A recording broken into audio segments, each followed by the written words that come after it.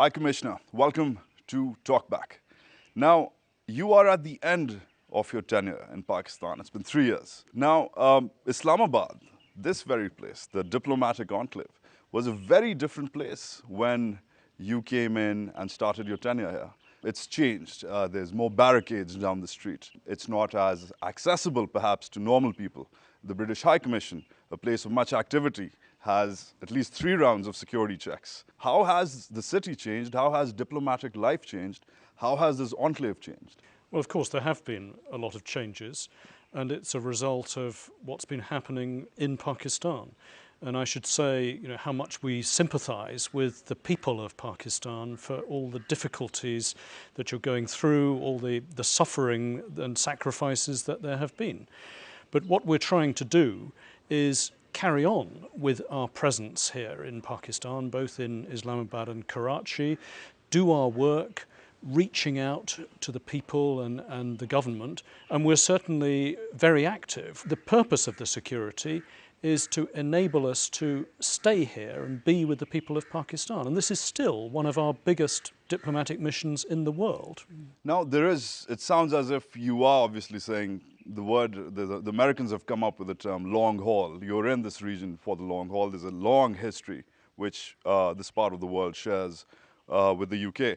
But as far as presence is concerned, now presence resonates differently, perhaps with sectors here, or certain sectors here. For example, recently, Mr. Alan Johnson was over, the Home Secretary. He came in and in one of his last press conferences said that Britain is ready to help Pakistan set up an anti-terrorism agency. Now, Dawn got access to Interior Ministry sources which said, yes, that there is an agency in the pipeline. Mr. Johnson has offered that with British help, perhaps maybe Pakistan can do more, make a sort of umbrella organization.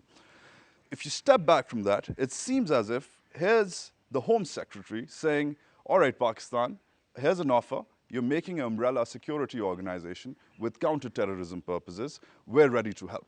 Is Britain saying that Pakistani civilians should be controlling counter-terrorism and counter-insurgency and even the intelligence services? You referred just now to long haul, and of course, Britain and Pakistan are in this together for the long term. We really have no choice because our two countries are tied together not only by our shared history, by the fact that there are now nearly 1 million British Pakistanis, every year 1.4 million passenger flights between the two countries, £1 billion worth of trade. Britain's the number 2 investor in Pakistan. All these things tie us together. But we're also facing together some common threats. The biggest threat is the threat from violent extremism, terrorism, militancy, call it what you will. And it's on that our two governments agree very strongly that we need to work together, we need to help each other. But to the salient observer of counter-terrorism activities in Pakistan, considering there's little doubt that counter-terrorism is primarily led by the military, not by the civilian government, not by the Interior Ministry. Alan Johnson coming in and saying, Interior Ministry, how are you doing? We're ready to help for this umbrella organization. It seems as if that the British government is openly siding in a way or so to help Pakistan establish its civilian counter-terrorist credentials. No, what Alan Johnson was offering was help to the government of Pakistan. It's obviously for the government of Pakistan to decide itself how it wants to do this.